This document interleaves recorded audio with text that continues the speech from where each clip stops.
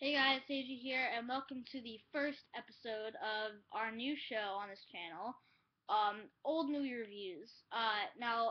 If you haven't heard me talking about this on my earlier shows like Media Weekly, um, we're going to be reviewing older movies like within it could be any year, it could even be a year ago, or it just has to be uh at least I think it has to be at least 2 months, uh, 2 months, before we make the video. But our first movie that we'll be reviewing is, drumroll please, Minority Report from 2002. This is a Steven Spielberg movie with the actors, like Tom Cruise, Colin Farrell. I believe John Hurt was in it. I forget who. No, Max von Sydow, not John Hurt. Uh, and yeah, so it was a star-studded cast, a great story. Uh, I really like the story. So let me tell you what it's about if you don't know. It's from 2002. It takes place in 2054 or 2056. Um, and it's about now, since it's all futuristic and stuff. There's this new thing called the pre-crime organization, where there are these three psychics that sit in this water all day called precogs, and they predict. I mean, like, they see the future and they see the next crime that's gonna happen. So then, the pre-crime officers go out to stop the crime before it happens. I thought that was an amazing story. I believe it was written by Steven Spielberg too, and it's kind of not an ordinary. I don't like. Uh, I think it's kind of like not one of those normal movies for Steven Spielberg to direct. But it was a cool thing. It was a cool kind of genre debut for him. Like, I know some people would argue that since like he's done Star Wars, but to be honest, Star Wars was kind of the basic sci-fi story. I thought that Minority Report kind of had more layers to it. I really like Tom Cruise's acting, and I'm a big fan of Tom Cruise. Um, I really like Colin Farrell's acting. He was really like sly and witty, and I'm also a very big fan of Colin Farrell. And to be honest, Max von Sydow could have done better, I think. Um, because I think the only other movie I've seen him in is Extremely Loud and Incredibly Close. If you don't know what that is, it's the true story about the little boy that his dad dies on 9/11, and then he goes to find out secrets about his dad. Max von Sydow did amazing. That was amazing in that. But I think he could have done better for this. But it was definitely a really good movie.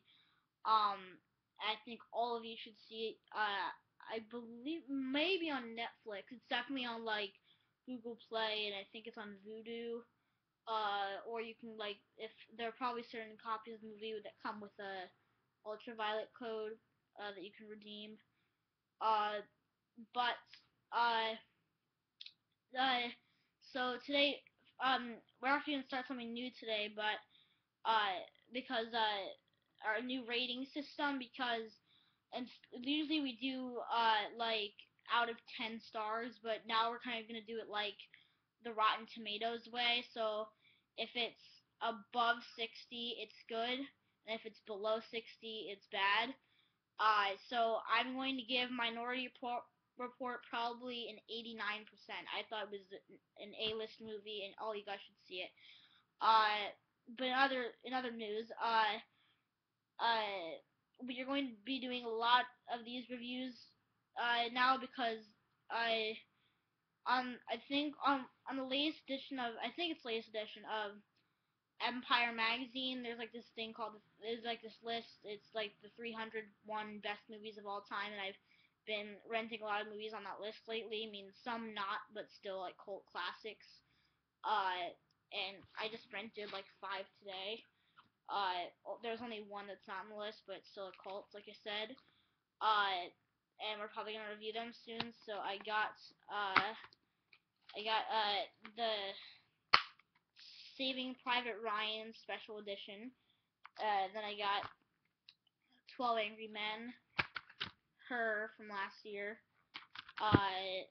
Sin City theatrical and extended versions. I got this because, like, I think if you watched my box office smash last night, I've already seen Sin City last year. I rented it from the same place, except I did not understand a thing from it, but I thought since the sequel's coming out next week, I should probably watch it again. So I got that. Then the one that was not on the list was Lethal Weapon. I just thought I should see that since it's supposed to be really good. We'll probably review one of those next. And if you watch this, you should probably please if you feel you should, please comment on what you would like to see be reviewed in the future out of older movies, like any year.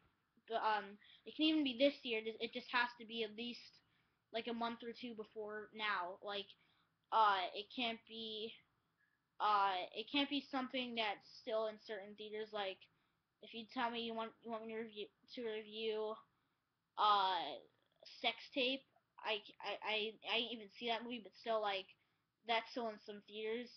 Or if you want me to review Dawn of the Planet of the Apes, which I believe I already did, like, I won't do that because that's just way too early. But if it's in June, yeah, like, I think anything June and then past that is fine. But yeah, definitely give me your suggestions. I'm really open to them. And I'm not sure what day we'll have another one, but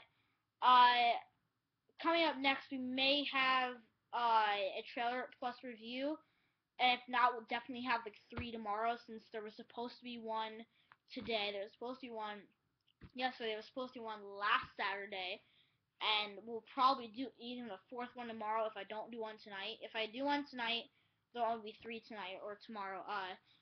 But yeah, definitely look forward to that because they might do one or not because I SummerSlam is starting soon within like an hour and a half, so I'm probably just gonna get ready for that. I don't know if I will have time to do a trailer plus review, but uh, but yeah, definitely leave your suggestions to what I should review. But yeah, thanks for watching. Leave a comment and subscribe for more.